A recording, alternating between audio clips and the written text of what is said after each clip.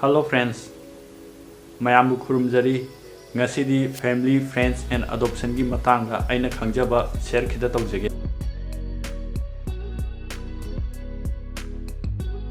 Hanbra family gi matangda lorasi adu itaragadi ahanba question di angang khudingmaki family lebra. Hanadi anamana miyoibasi joint family da lerame mama apa leitraba angang aduna mokhoi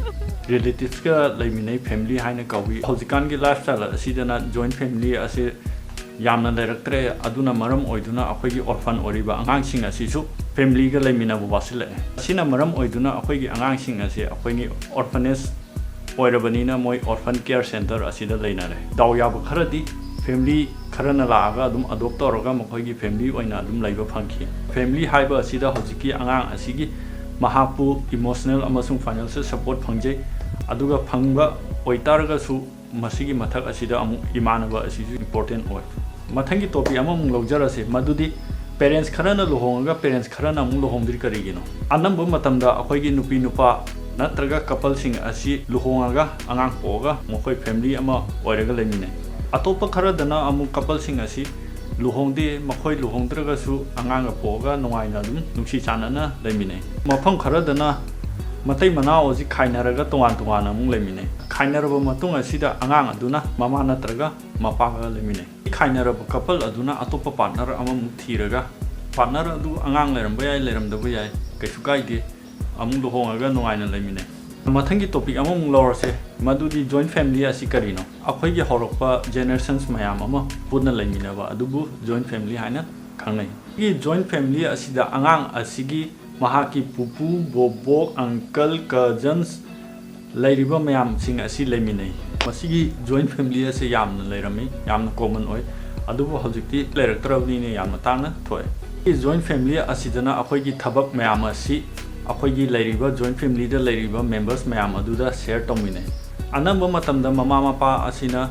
thabak suraga yumgi paisa tali pupu bobok aduna masu adu yengsanbi ga amuk yumgi akhwaidagi ahan oriba nupi oigera nupa oigera aduna yumgi mateng pangi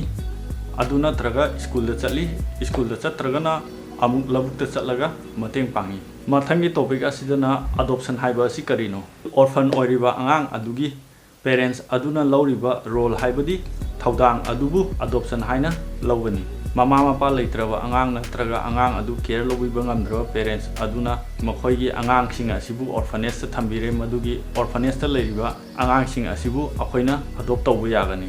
angang adu adoption tawbu matamda single natraga couple amane heta tawbu yagani adoption tawbu matamda yam sambu process amane masidi orphanage tagi angang amana yum anobo amoda lakke haiba matamda yam sambu process am changi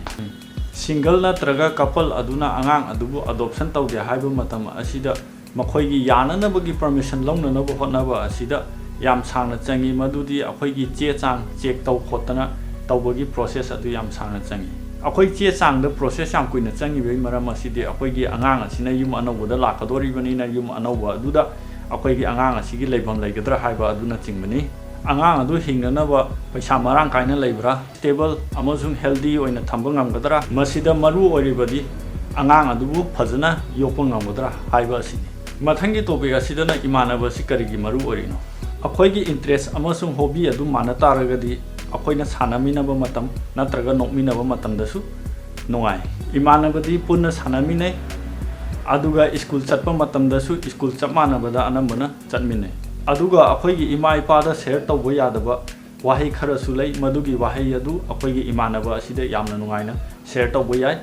aduga akhoi gi imanaba asi chahi manadraga su adu imanaba oibe yai aduga angang macha amana ahal amaga su adum itaw sanaba yai aduga itaw haiba asidi akhoi gi thajanaba amasung mutual trust adu laiminagadam aduga fun fact ta hapchari fun fact number 1 da akhoi gi Nigeria hariba lam asida yamabada akhoi gi family nipan asina pullaga ka ama khatang da leimine fun fact number 2 da Europe ta leiba lam Hungary haiba aduda divorce rate asi akhwai gi yamna lei loisalapada akhoi gi China hariba lam asida family amada angang amada gi hena pokpa yade adubu hojikti family amada angang ahum pokpa yai mayamna agi video asibu pambiragadi